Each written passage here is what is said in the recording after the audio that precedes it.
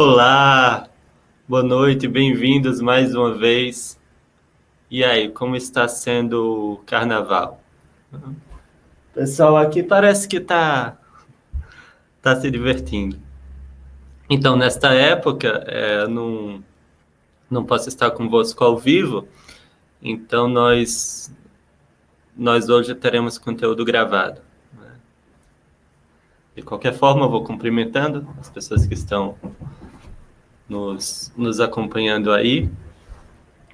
Aos nossos apoiadores, especialmente, né? Lembrando sempre que esses conteúdos gratuitos dependem de vós, aos nossos alunos, e, e fico muito feliz de ver os alunos andando no curso, né? Vi alguns que estão terminando o curso de poesia e estão entrando no latim, então, opa, né? Vai ser bom. E outros que estão mais adiantados. E, inclusive, esta live, né? Esta gravação, esta transmissão, foi motivada por perguntas de alunos. Então, desde já, eu já também deixo o recado de que vocês se comuniquem, mandem as dúvidas, porque pode ser uma ocasião interessante. Sempre que vi que algo pode ser interessante de responder aqui, nós vamos ter este conteúdo, né, de valor para o público geral e essa contribuição, né, extra para que está fazendo principalmente a nossa formação. Esta semana passada foi muito boa, né? Teve uma aula do professor Fábio Florenz e interessante, eu até inspirado também nesta aula pretendo ilustrar um ou dois pontos que ele mencionou, né, que para quem já assistiu a live do professor Fábio Florenz po, é, possa apreciar, né? E isso consolidando os nossos pedidos de sempre, né? Que façam as doações. Nesta época que estamos nos preparando, né, para entrar numa época de jejum, esmola e oração, não é? Então, podem complementar as nossas doações com esmola para quem precisar, mas sem deixar, né, de dar esse apoio se você tem condições. Que acompanhe o nosso canal, né, lembrando que a gente depende principalmente daquele grupo no Telegram, cujo link sempre está abaixo dos vídeos, para você saber do que está sendo lançado. É claro que se você, né, algumas pessoas eu sei costumam fazer um jejum de internet nessa época, nesse caso tá dispensado. Vai ter coisa interessante? Vai, né? Mas, né, tem tanta coisa interessante que a gente perde, né, por não ter uma vida interior, né, de estudo, oração, que requer um certo recolhimento. Se tem uma coisa, né, que a astronomia moderna nos ensinou, foi que o céu é muito maior que a Terra, né? Muito maior. E já dizia, acho que São José Maria Escrivá, né, que não é no horizonte que o céu e a Terra se unem, mas no coração do homem. Ou Santa Teresa que fala que é no coração que o céu está no coração do homem justo, né? Mas para quem seguir nos acompanhando, né, temos esse conteúdo regular, vamos continuar tendo. A gente, quando tem esses feriados, né, a gente grava para sempre estar ao vosso serviço. E oração, né, também. Se puderem nos incluir nas vossas orações, é o que nos sustenta de verdade para que nosso trabalho esteja sempre na direção certa. Bem, então, feita essa introdução, porque imagino que também é bom dar um tempo para as pessoas entrarem, vamos ao ponto, né? E o ponto de partida para esta nossa conversa foi uma pergunta que recebi recentemente, mas que assim, eu já recebi em outras ocasiões, e é uma dúvida que eu mesmo tive quanto estudante, que é quanto aos... começando pelo estudo do latim, mas isso vai valer para tudo, e vai valer para os alunos iniciantes também, que é uma dúvida quanto ao sentido das palavras. Essa pergunta fica costuma aparecer nos alunos de latim depois que eles avançaram um pouco, porque no começo tem muita novidade, muita coisa para se preocupar, né? E você vai avançando e esta dúvida ela fica mais clara quando as outras desapareceram, né? Quando você resolve, ela estava lá desde o começo. Mas quando você começa a dominar a gramática, o sistema de casos, as orações subordinadas, começa a aprender bem a estrutura do texto, mas continua perplexo, né, com a interpretação do significado mesmo das palavras, né?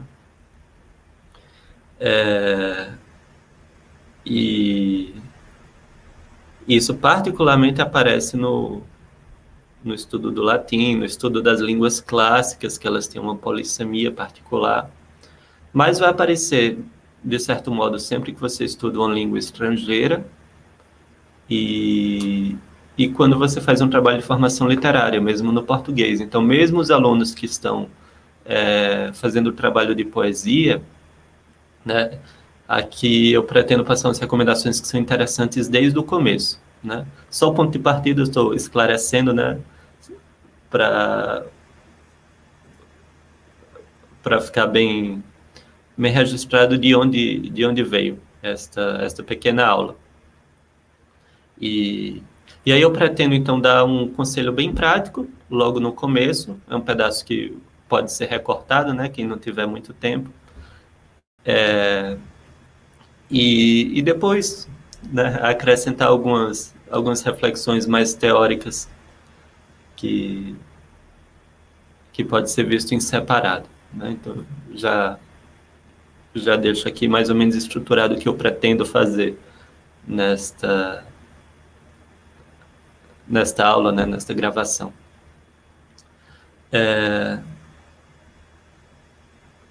E para começar, eu poderia pegar um exemplo do latim, mas as pessoas iam ficar assustadas, né? Porque existe a live lá de Mateus sobre o problema com a perplexidade, né?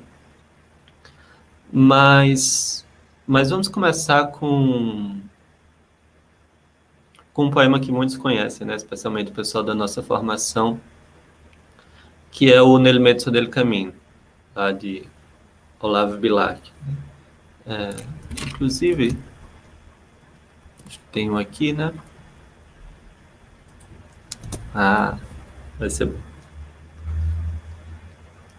Então, o texto é este, né? Cheguei, chegaste, vinhas fatigada e triste e fatigado eu vinha. Tinhas a alma de sonhos povoada, e a alma de sonhos povoada eu tinha. E paramos de súbito na estrada da vida. Longos anos presa a minha, a tua mão, a vista deslumbrada tive da luz que teu olhar continha. Hoje segues de novo na partida, nem o pranto os teus olhos umedece, nem te comove a dor da despedida. E eu, solitário, volto a face e tremo, vendo teu vulto que desaparece na extrema curva do caminho extremo. Então, alguns já estão familiarizados, outros podem estar vindo pela primeira vez, mas eu me concentrarei principalmente na primeira estrofe, né? Mas foi bom a gente ter uma visão geral do texto, né? Deixa a Lu aí, né, para quem quiser dar uma olhada. E este ponto que eu vou fazer aqui, então já deixo avisado, é o que vai ajudar, na minha opinião, num trabalho de você apreciar o sentido das palavras quando for estudar o latim, né? Quando for estudar uma língua clássica. Por quê? Qual a característica uma característica das línguas clássicas, né, que surpreende? Que elas são muito mais polissêmicas, ou seja, as palavras elas têm um campo de significado, de possibilidades de significação mais amplo. Né?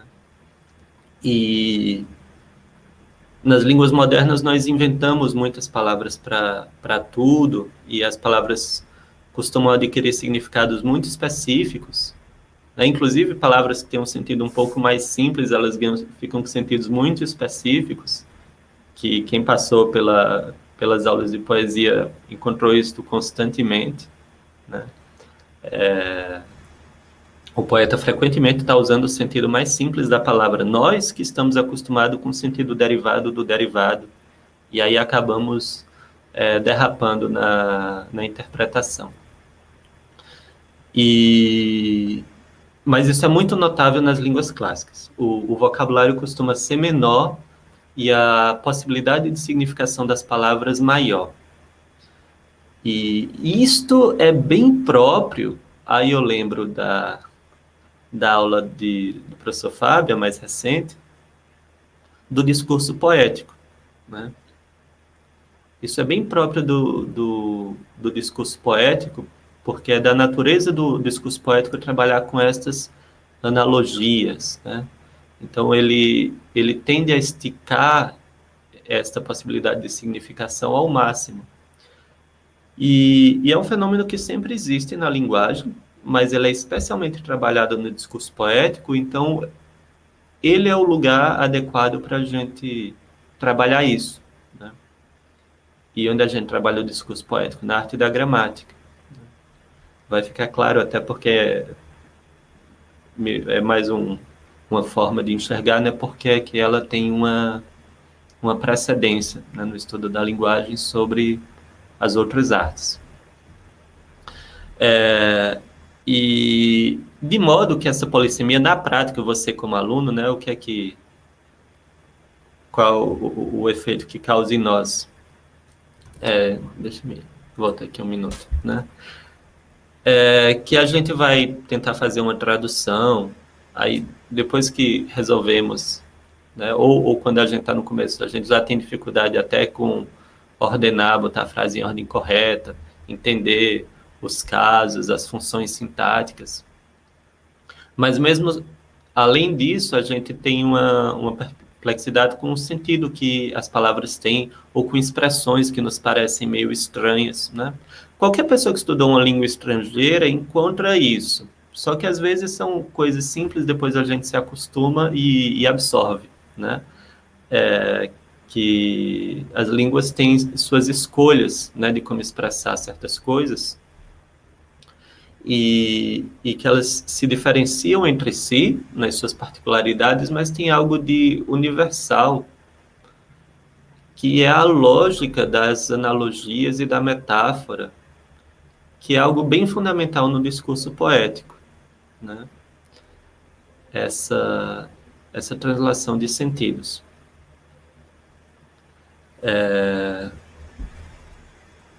Vamos ver na prática, então, né? Vamos aqui voltar para o texto. Então, quando se recita este poema, mesmo alguém que não estudou, assim, olhando de primeira vez, ele é bom porque ele vai ilustrar os dois lados da questão. Vamos à questão.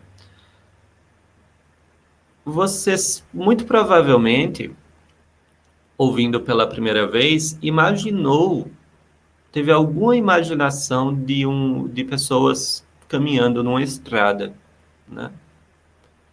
É difícil, é natural imaginar isso, porque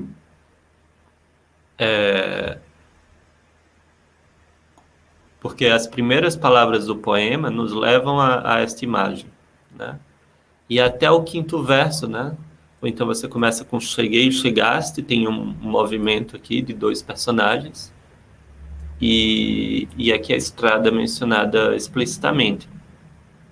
E só, né, depois desta quebra do verso encavalgado aqui, nós temos a expressão da vida, que é quando fica explícito, né? E paramos de súbito na estrada da vida, que essa estrada, ela é metafórica, né? Mas como demorou um tempo até isso aparecer, a gente naturalmente imagina a estrada. E tá certo, essa é a intenção, né, do discurso poético. Só que, em contraste, o que nós observamos com muitos alunos é que, vamos agora concentrar na primeira estrofe, né? Quando a gente diz assim, tinhas a alma de sonhos povoada, né? E a alma de sonhos povoada eu tinha. Me parece que o nosso primeiro instinto, a nossa primeira relação assim de interpretação com essa expressão é, ok, as duas pessoas, né, eu e tu, nós tínhamos muitos sonhos, né? Nós tínhamos muitos sonhos. Ou seja, a palavra estrada suscitou uma imaginação específica na pessoa e nós conseguimos relacionar isso à metáfora da vida, né? Você pode até tentar depois refletir melhor por que é que a gente pode comparar a vida com estrada, o que é que nos permite fazer esta analogia, né? Por que não comparar a vida a um canivete, não sei, né? Mas a uma estrada. Mas essa palavra povoada aqui, ela também tem ela também tem um significado concreto. E esse é o ponto aqui do meu conselho, né, hoje. É que nós nos acostumemos a prestar atenção no sentido mais concreto das palavras. Depois a gente vai discutir assim, se esse é o sentido real da palavra ou não. E no caso, o sentido mais primitivo, né? A gente poderia até dizer o sentido literal. Mas eu quero bem essa ideia do sentido concreto, né? Por isso lá no título a gente vai falar sobre a sensualidade, os sentidos, né? As coisas que estão mais próximas dos nossos sentidos. Então, o que é que significa povoado? Povoado não significa cheio, né? Para você dizer que povoado significa cheio, você já está interpretando a palavra metaforicamente sem ter apreciado a metáfora. Isso é um ponto que Fábio fez na aula dele, que talvez fique ilustrado aqui, né? Porque ele dizia que a característica da nossa sociedade é a gente ter um discurso já muito lógico, né? E parece que o discurso lógico ele está algumas camadas acima do poético, mas ao mesmo tempo isso é um problema, né? E é um problema que de alguma forma a gente tem que resolver estudando o discurso poético, né? Estudando a arte da gramática. E aqui está uma ilustração, né? Por exemplo, essa palavra povoado, povoar, ela pode ter sentido metafórico de cheio, encher, né? Só que quando a gente pega este sentido e despreza a metáfora que está por trás dele, nós negligenciamos uma parte da nossa inteligência que vai ser muito muito importante quando você quiser expressar coisas mais sutis, né? Quando você quiser criar uma nova metáfora que não seja essas padrão, nossa língua é cheia de metáforas, né? Nós falávamos da estrada da vida, né? Quando a gente fala carreira, percurso, né? O currículum vitae, né? Todos são expressões que vêm do radical de correr, né? Que deu carro e tudo mais. E nós estamos sempre usando essas metáforas, né? Elas estão na origem dessas palavras. Mas nós já, de certa forma, as dissecamos, né? Num sentido lógico mais cru, mais específico. O que pode ser conveniente, dependendo do tipo de discurso com o qual estamos trabalhando, mas nós fazemos isso de uma forma que nossa inteligência fica cortada desta habilidade de apreciar a lógica metafórica, né? Metáfora significa translação, transferência, né? De você carregar o sentido de uma palavra. Vamos falar aqui principalmente de palavras, né? Mas em todos os níveis da expressão verbal, esta lógica de transferência existe, né? Mas vamos nos concentrar aqui nas palavras. Então, nós perdemos a capacidade de dominar isso. E aí isso nos deixa limitado, né? A gente fica com um discurso lógico herdado de gerações anteriores, mais estéril, né? E parece, né, que onde está a fertilidade da linguagem, está onde ela começa, né? Se a linguagem começa no discurso poético, então é porque tem, e esse discurso tem a semente de todos os outros, né? Então é porque aí onde está a fertilidade da linguagem. Né? E se nós queremos, né, não só colher, mas plantar, é isso que a gente tem que começar a cultivar. Então, o professor Matheus, no nosso curso, né, fala bem em detalhes sobre, ele trata todo o poema, né?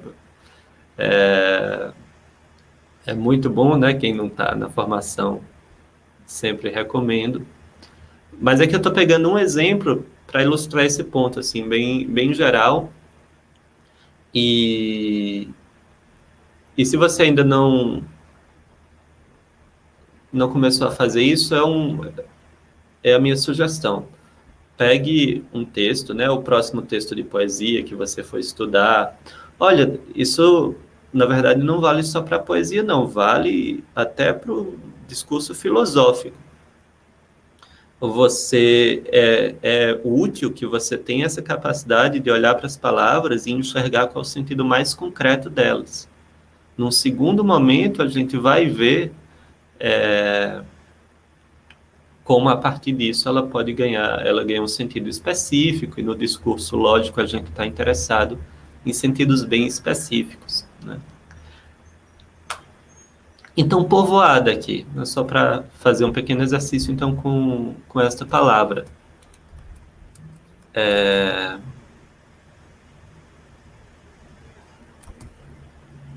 O que é povoar? Povoar vem de povo, né? Você disse que no sentido literal, você pode dizer que uma certa região é povoada, uma certa terra é povoada, de pessoas, né? Não de sonhos, né? E como é que as pessoas povoam uma terra? Elas precisam cultivar a terra, né? A terra tem que estar propícia para isso, né? Quem é a terra no poema, né? É a alma. A alma é uma espécie de terra. E como é que você povoa? Você precisa cultivar a terra, aí você começa a construir coisas, lugares para morar, você constrói casas. Aquela terra é quem vai ser o seu sustento sustento de quem? Dos sonhos, né? Os sonhos são as pessoas que povoam a alma.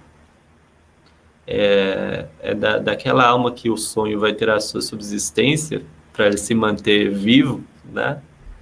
E ao mesmo tempo o sonho vai modificar a alma, né? Porque ele vai cuidar daquela alma, cultivar a alma para para os seus propósitos, né? Então, os sonhos são como pessoas, né? Então, quer dizer que é como se eles tivessem uma vontade, eles querem ser alguma coisa, né? O que é que o sonho quer ser? O sonho quer ser real, né? E, e ele povoa a alma. E tem mais uma coisa que a gente faz quando povoa uma terra, né? As pessoas cultivam a terra, elas constroem suas casas e elas formam famílias, né? É isso que é um povo, né? Não é só um amontoado de gente. São as famílias, né? As pessoas se relacionam, têm filhos e, e aí você tenta traduzir o que é que significa então dizer que a alma é povoada de sonhos, né? E aí tem muita coisa interessante para apreciar. E especialmente no discurso poético, é isso que se espera que você faça, né? Então você note, é claro, quando a alma está povoada de sonhos, tem um monte de sonhos lá nela, né? Estar nela, isso já é uma metáfora, né? Não, que é estar na alma. Mas tem mais coisas que isso, né? E que a linguagem poética consegue condensar bastante, e você que tem que fazer esse trabalho, né? Mas você tem que fazer esse trabalho, senão você perde toda esta riqueza. E isso do ponto de vista da apreciação estética, né? E do ponto de vista da inteligência, você perde esta habilidade de contemplar essa lógica das possibilidades de sentidos das palavras, que vai ser tão exigido de ti, de você, quando você, por exemplo, começar a estudar o latim, né? E aí, mas não só no latim, assim, no português, sempre que você encontrar uma imagem que não é usual, porque, como eu falei, existem várias imagens que estão usuais na nossa língua, né?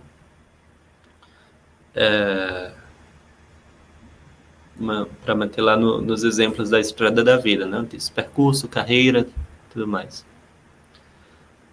Mas quando você encontra uma imagem que não é usual, que a sua inteligência esteja apta a lidar com aquilo. Então, quando você tem lá no latim, né? Tem um dístico, de Catão bom,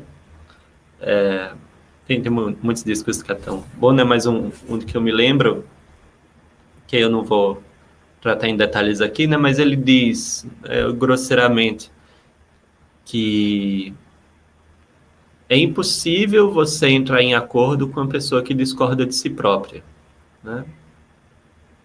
Eu estou entregando logo aqui, né, uma interpretação num primeiro nível para facilitar a nossa conversa aqui, para essa aula não ser tão exigente, né? Tem que ser um negócio mais leve, né? Então ele diz assim, você se esforce lutando para não ser contrário a si mesmo, porque quando a pessoa é contrária a si mesma, ninguém consegue entrar em acordo com ela, né? Só como é que ele diz isso, né? Ele fala lá, né? Conveniet nulli qui secum dissident ipse, né?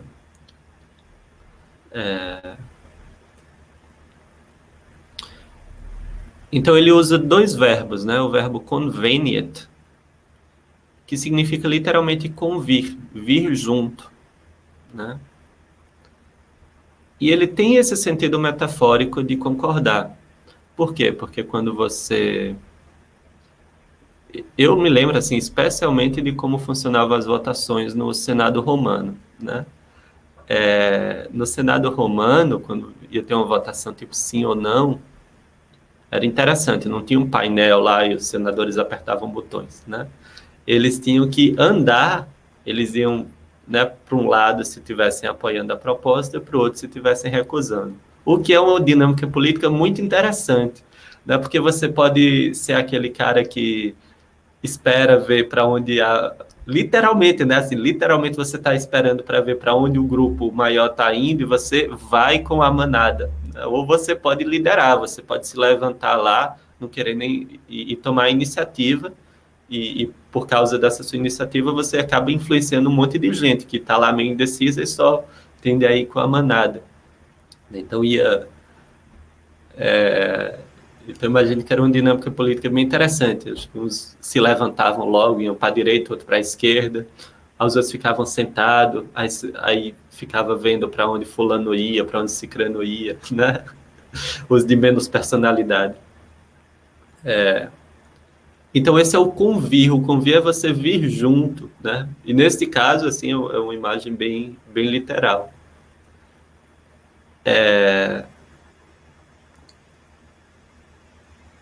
E o outro verbo é o verbo decidet, né? Con é junto, né? Vir junto. Di é separado, é sentar separado.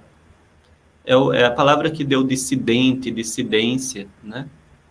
A gente fala essa palavra dissidente e a gente não presta atenção, né, no significado mais concreto dela, que é literalmente sentar, sedere, né? Que deu sede e tal, separado. E é bem a imagem, a Roma é uma sociedade bem política, né? É bem a imagem de um Senado lá, onde um partido vai sentar de um lado, outro partido vai sentar do outro, né? Então, os dissidentes, eles sentam em lugares separados. Outra palavra que tem essa raiz é o presidente, o que senta na frente, né? Você tem uma assembleia, o Pilatos, né, é descrito em latim, ele é o governador lá de Roma na Judéia, e ele é descrito como presides, né? O presidente, o que senta na frente. Na hora do tribunal, ele senta lá na frente de todo mundo. Então, o dissidente é o que senta separado. E esse disco, na verdade, ele tem muitas imagens. Assim como o poema de Bilac, eu vou pegar só este exemplo para ilustrar-vos, né? Quando você olha para o sentido mais literal da palavra, tem uma pintura e um desenho, assim, algo que dá para imaginar de forma bem vívida, que é uma pessoa sentando em lugares separados dela própria, né? Aí tudo bem, é uma situação meio absurda, mas você imagina meio duas imagens gêmeas da pessoa, né? Cada uma sentada no canto. E aí você depois tenta ir para junto, né? Vir junto, convir, né? A esta pessoa. No, e aí você vê, né? É natural, tá bem claro, assim, tá literalmente, não literalmente, não, mas tá desenhado, né? Tá desenhado pelo uso das palavras interpretadas no sentido mais concreto, a imagem, a ideia do verso, né? Porque isso é um verso. E o poeta, na verdade, ele usa muitos recursos que apelam a essas coisas concretas, a começar do som, né? O verso, ele tem um ritmo, né? O ritmo é uma coisa sensitiva, né? Dos sentidos. Ele usa a ordem das palavras, né? Quando ele fala lá o secum, quer dizer, consigo, disse, detipse, ele coloca duas palavras para representando a mesma pessoa, né? Aquele que discorda de si próprio. Ele as coloca separadas pelo verbo decidet, né? E, e outras coisas, né? Da mesma forma que se a gente pegar aqui o nosso Bilac, a gente, né, uma das coisas que a gente vê logo no começo são essas frases. Deixa eu me compartilhar aqui. São essas frases espelhadas, né? esses quiasmos, né? Vinhas fatigado e triste, é como se tivesse um espelho aqui, né? E triste, né? E fatigado, eu vinha, né? O eu, até de certa forma, é um espelho desse S, que é a marca do tu, né? Da segunda pessoa. A mesma coisa aqui, depois, né? Tinhas a alma de sonhos povoada, e agora refletido, né? E a alma de sonhos povoada eu tinha. Principalmente esse vinha aqui, que é o verbo que expressa movimento, né? E então está desenhado pela ordem das palavras este movimento de encontro. Isso é muito característico da poesia, isso é necessário para o apreço estético, e esse é um aspecto da nossa inteligência que me parece, a gente tem que desenvolver antes de ir para os campos mais altos, né?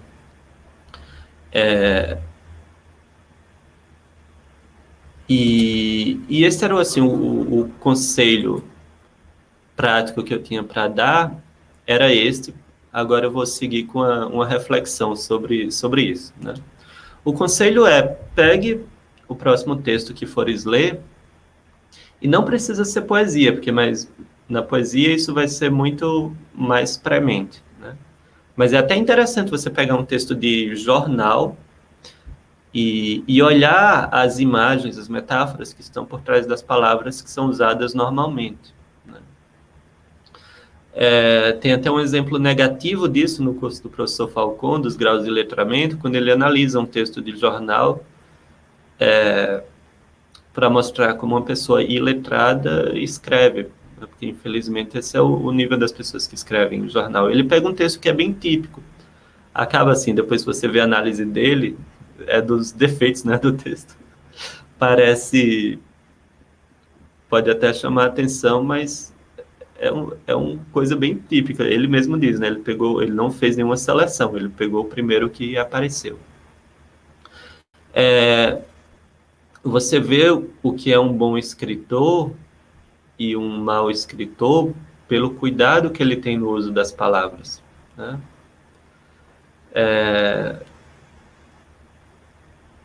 Você pega, por exemplo, aquela ode de Horácio, que está no curso do Falcon e que nós usamos aqui no nosso,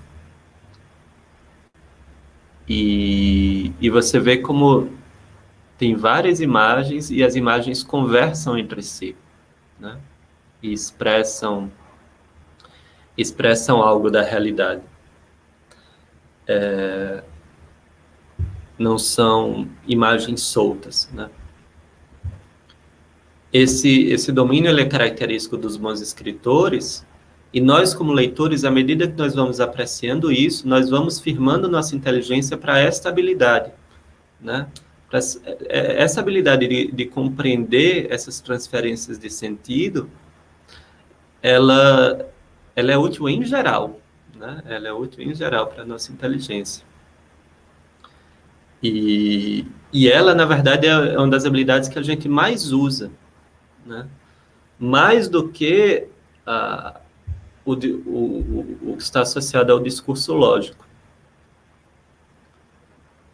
E bem, agora vem então essa parte aqui que a gente tenta fazer uma reflexão teórica sobre isso. Porque você pega uma palavra como percurso, né? Que vem do verbo correr, né? Então, curso é aquilo que é corrido, né? É um caminho que você corre, né? Percorrer, ele dá só uma ideia de extensão. O percurso é o curso do começo ao fim, digamos, né?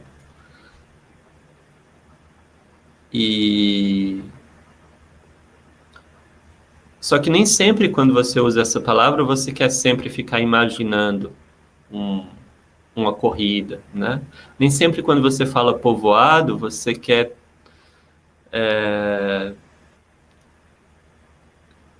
ter este trabalho de imaginar, né, os sonhos, né, como pessoas cultivando a alma como se fosse uma terra e construindo casas e formando famílias, né?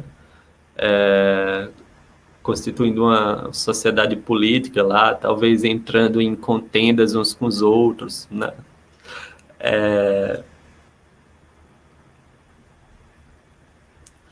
E, e se você pega, por exemplo, a, a filosofia mais abstrata, a metafísica, ela não vai estar concentrada nesses aspectos mais sensuais, né? Sensual vem de senso, de sentido, né? Das palavras, porque você está procurando a essência das coisas, né? E não a aparência, não o que é essa camisa azul de Felipe, mas o que é o Felipe, né?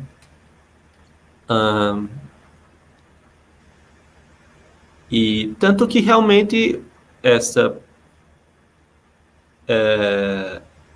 essa preocupação com os sentidos lá no, nos outros discursos, ela pode até confundir, né? Então, em que posição fica essa coisa, assim, de o quão real, assim, o quão a gente pode dizer assim, que o significado real da palavra, né? Da palavra convir, é realmente vir junto, e não um sentido mais abstrato, como o de concordar, que dissidente, né, é sentar separado, e não só discordar ou se, né, é, vamos usar isso. Interessante, assim, concordar e discordar são outras metáforas, né? Concordar é ter os corações juntos, né? Discordar é ter os corações separados. Não tem como fugir disso. Mas qual é o sentido real da palavra? Assim? Ele é esse sentido mais concreto? Ou são estes sentidos mais abstratos, esses sentidos lógicos dela? Né? Bem, o que é que me parece? Me parece que, por um lado, depende do tipo de discurso, e por outro, a gente precisa de todos esses níveis, né? E parece que nessa sequência em que eles são normalmente estabelecidos, né, começando do poético e terminando lá no dialético e no lógico, passando pelo retórico, a gente precisa deles nessa sequência para dominar a linguagem, né, em todos os seus aspectos, né? Por quê? Primeiro porque o poético, a gente já sabia que o poético ele é fértil quando descreve assim que ele é a arte da possibilidade, né, do possível. Então você lê um romance, lê uma poesia épica, e aí você imagina muitas coisas que são possíveis, mas que não são reais. E essa capacidade imaginativa vai ser a base para depois você poder ter algum trabalho científico, né? Esta mesma realidade, ela se repete até no nível semântico, né? O nível do sentido das palavras. É no discurso poético que você vai trabalhar de forma fértil essas possibilidades de sentido das palavras. Por quê? Vou especular um pouco aqui convosco. Resumo aqui da alma humana, né? Nós falávamos da alma ser povoada, né? A nossa alma, ou seja, a nossa forma, ela tem algumas partes, podemos dizer assim. Ela tem os sentidos. Nós somos capazes de perceber o mundo, né? E esses sentidos, a gente tem sentidos externos e internos. Os sentidos externos são os 5 sentidos, né? A visão, o olfato, o paladar, tato, a audição. Por meio do qual nós aprendemos a realidade material. E tem alguns sentidos internos, né? Desses sentidos internos, um que vai ser interessante aqui para a nossa conversa é a imaginação. em grego, né, a fantasia. A nossa capacidade de memória, de lembrar, ela também reside, é a mesma faculdade, né? A mesma faculdade da imaginação. Isso, assim, a filosofia clássica já sabia, né? E eu vi depois, assim, estudos científicos observando essas coisas na modernidade, como se estivessem descobrindo algo novo, né? Mas nós temos essa faculdade da imaginação, da fantasia. E isso é uma espécie de sentido nosso, mas é um sentido interno, né? A fantasia vai trabalhar em última instância com o que ela coletou, o que ela colheu dos sentidos externos, mas ela atua por si própria. Por isso a gente pode imaginar coisas que nunca vimos, mas tudo isso se baseia no que a gente já viu. E tudo isso ainda é a parte material do homem, né? Isso é interessante a filosofia clássica ter percebido isso. A imaginação, ela ainda é de natureza material. Então, primeiro, ela depende do corpo, mesmo ela sendo interna, né? Hoje a gente pode dizer que ela estaria no sistema nervoso. Então, ela depende do corpo, ela pode ser afetada por questões químicas e tal, né? E tempo de carnaval, né? E Mas isso ainda não é a alma humana completa, né? Aí nós temos ainda por cima disso o que a gente chama de inteligência e vontade. Nós temos as paixões, é outra coisa que está no corpo, né? E temos a vontade e a inteligência. Que isso aí já não está na matéria, né? A capacidade de inteligir e a nossa vontade mais alta, não as paixões, né? Mas a inteligência e a vontade são coisas que não dependem da matéria. Elas têm uma natureza infinita, né? Uma natureza infinita que não pode estar na matéria. Bem, isso é um resumo, só para a gente lembrar. Então, eu quero chamar a atenção para essa faculdade da imaginação, né? A vontade e a inteligência, né? Porque a vontade e a inteligência já estão na nossa parte eterna, né? Às vezes a gente nem tem noção apesar de todas as pessoas terem inteligência e vontade, mas quando a gente não as atua muito, é fácil nós não a percebermos, né? Nós vivemos muito na carne, nas paixões e tal. Você às vezes, assim, não tem como não usar a inteligência, mas você nunca a educou mesmo. É possível, né? Por exemplo, quando tem lá minha palestra sobre a falsificação da educação, nesses termos que estamos falando aqui, podemos descrever assim como não é uma educação, né? Mas um processo lá em sala de aula e fazer provas que depende puramente da sua imaginação, né? E a memória, essa memória, desculpa aí usar os termos inadequados, mas essa memória mais sensitiva, né? E os sentimentos, as paixões, né?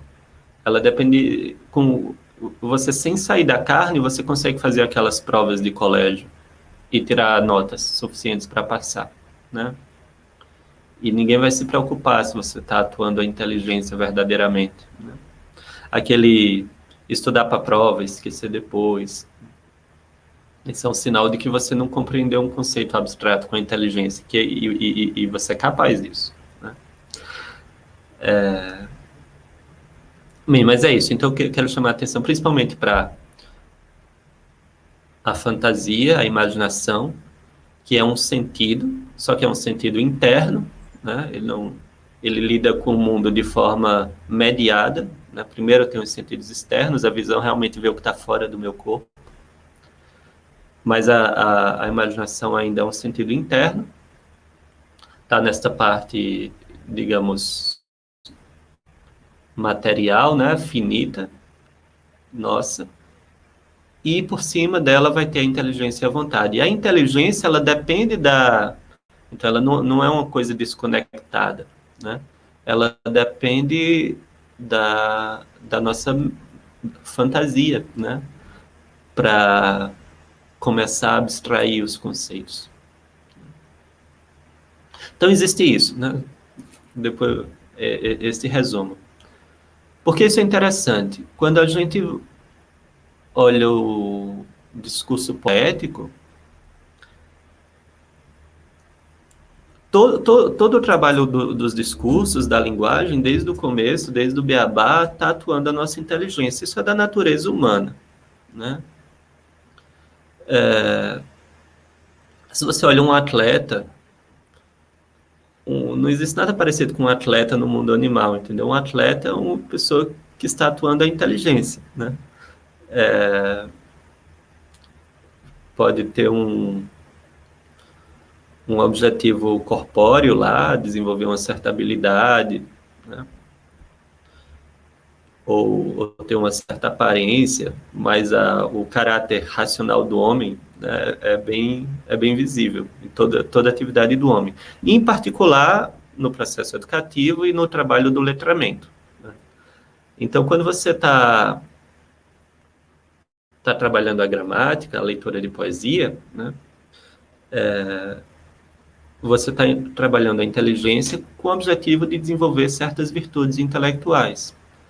A virtude é como se fosse uma qualidade da inteligência, com uma beleza, né, com a qual ela vai sendo esculpida, né, ou modelada, né.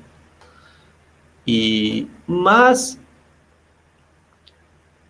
no discurso poético, qual é uma faculdade assim, que chama a atenção? Sempre sendo atuada pela inteligência. É por isso que o trabalho educativo é bom, porque ele vai botar a inteligência para comandar o resto, e não o contrário, né? É a fantasia, é a imaginação, né? É você ler esse poema de Bilac e tentar entender o que é que está acontecendo aqui, né? E fazer essas imagens na cabeça. Mas, ao mesmo tempo que você está treinando, exercitando, né, a fantasia, você está exercitando a fantasia de uma forma ordenada, comandada pela inteligência. Você vai ler lá o poema da Gruta da Inveja, o pessoal que viu no latim, né, no começo, e você vai tentar imaginar o que é que está acontecendo lá na versão em latim, tem um encontro, né, da deusa com a inveja. E aí você tenta entender quem é que está onde, o que é que está acontecendo, quem está fazendo o quê. E você pode imaginar certo ou você pode imaginar errado, né? Provavelmente, como eu passo esse exercício lá no começo, e a gente ainda não estudou latim nenhum, o normal é você imaginar algumas coisas erradas. Aí depois você vai... o professor vai mostrando e você vai entendendo, e aí vai ajustando a imaginação da cena, baseado no critério intelectual, que é a ordem racional da língua, né? E você faz isso o tempo todo durante a arte da gramática. Você está trabalhando a inteligência, mas você se resguarda muito na imaginação, né? E até nos sentidos externos, né? Porque quando você contempla esses efeitos de aliteração que se faz num texto, né? O próprio ritmo da poesia, tudo isso são coisas que estão nos sentidos, e todas elas, num texto bom, elas contribuem para significar algo. E significar algo que vai ser interpretado, em última instância, pela inteligência, mas esse significado, né, poético, parece que ele está muito na imaginação, na fantasia. E o trabalho da gramática é o trabalho de nós dominarmos estes sentidos por meio da inteligência.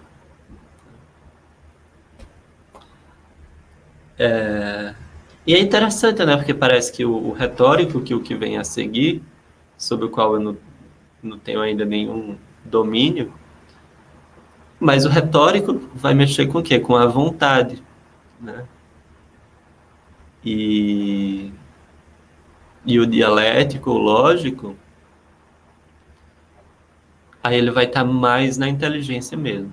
A inteligência sempre vai estar presente, sempre vai estar regendo tudo, mas aí a inteligência está mais em si mesma, né? No dialético e no lógico. Então tem um processo aí de ascensão, sendo que é muito útil para o filósofo que está preocupado com as questões metafísicas, que todas as camadas mais embaixo estejam bem dominadas, né?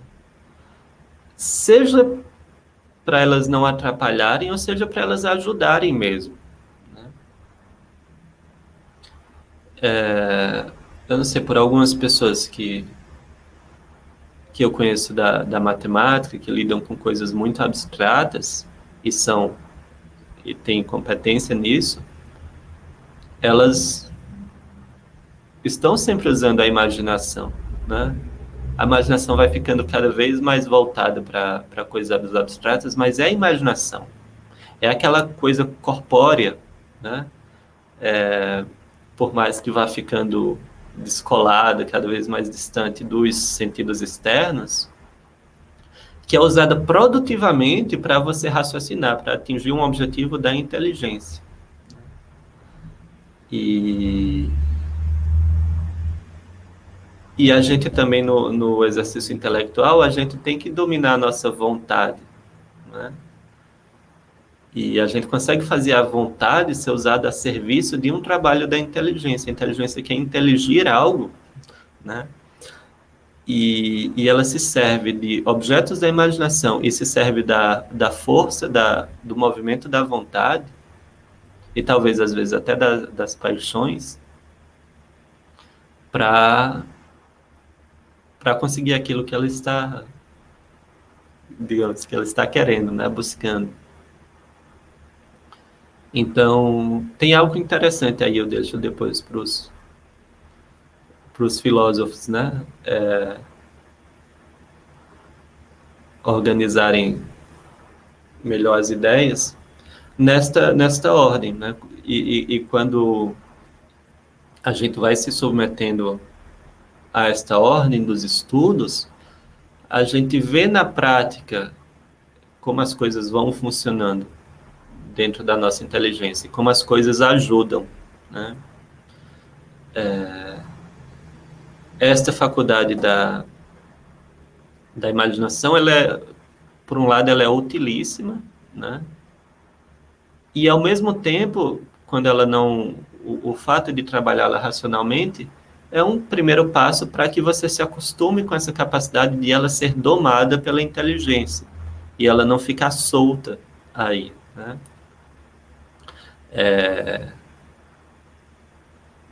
É claro que parece assim que você tem que fazer um esforço além depois do estudo do discurso poético. Não, mas principalmente quando você vê poesia de alto nível e de alta dificuldade, isso acaba sendo muito bom. Quando você, né, lê um romance assim mais tranquilo, como lá a Santa Teresa, né, dizia que perdia tempo com os romances de cavalaria,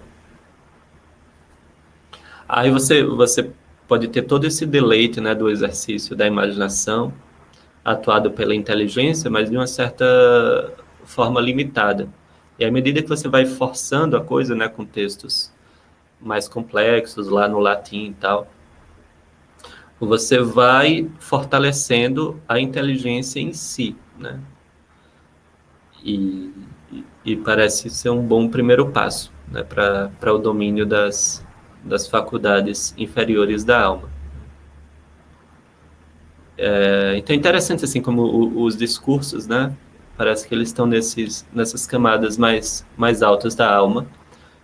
A poesia parece que ela vai até os sentidos mais externos. Talvez, de certa forma, a gente possa até dizer, né, que esse discurso poético ele, ele se estende para todas as artes, né?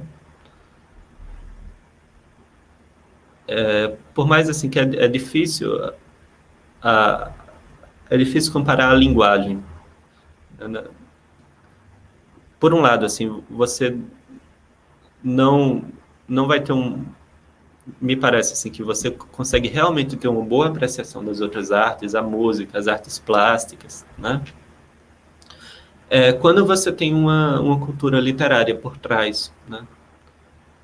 A linguagem tem algo de especial. Mas dentro dessa ideia, assim, a poesia, ela vai trabalhar a no, sempre a nossa inteligência, mas atuando as nossas faculdades sensitivas, os nossos sentidos, e aí principalmente o sentido mais alto é esse sentido da fantasia, mas aí você tem os sentidos externos, então a poesia tem um som, tem um ritmo, né?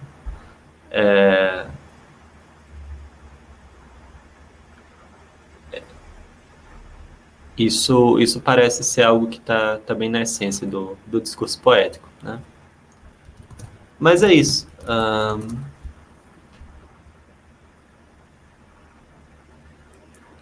Deixa eu ver se tinha mais algo.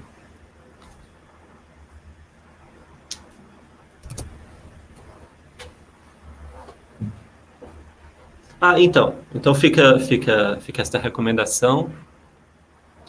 E por que é tão produtivo nós mergulharmos nestes sentidos concretos das palavras, nesse aspecto mais sensual da poesia? Porque isso vai servir de base para os outros discursos mais elevados, sempre que nós quisermos fazer algo além do padrão, do usual. E, e você vê que quando você olha para o mundo, Olavo diz lá no COF que a gente vive num mundo muito mais virtual do que real. Ele está usando essas palavras no sentido assim, um mundo muito mais abstrato do que concreto, né? Você olha para uma pessoa, né, e você não, às vezes você não lembra assim a roupa que ela estava vestindo, a cor da camisa, mas você lembra a pessoa, né? Tinha uma pessoa ali. Eu olho aqui para essa sala, eu vejo, tem dois microfones ali, um microfone aqui. Mas eu não parei para olhar, né, qual é o formato do microfone, o tamanho dele. A sua inteligência, ela vai filtrando essas coisas. E é natural, assim. Faz parte de como a gente precisa perceber o mundo. Mas a gente facilmente acaba desprezando muita coisa nesse processo.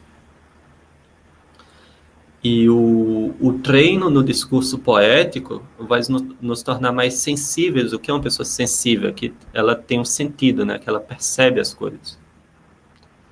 Vai nos tornando mais sensíveis para aspectos da realidade, que depois nossa inteligência vai filtrar, procurando o essencial, mas que às vezes nós nem observamos, né?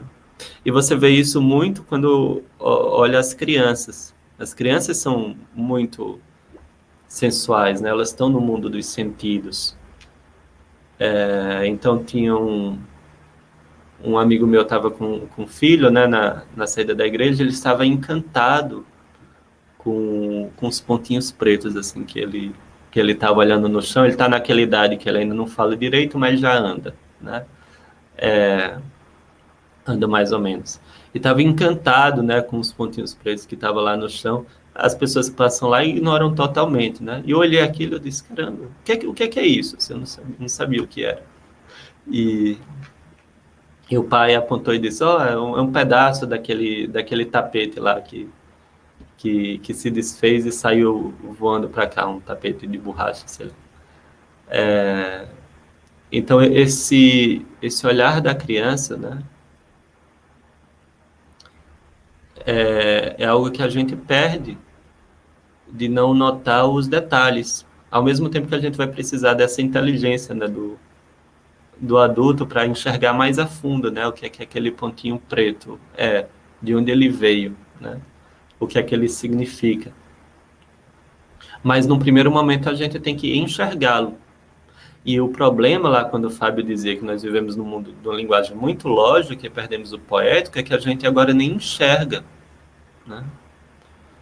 E por isso o discurso fica estéril.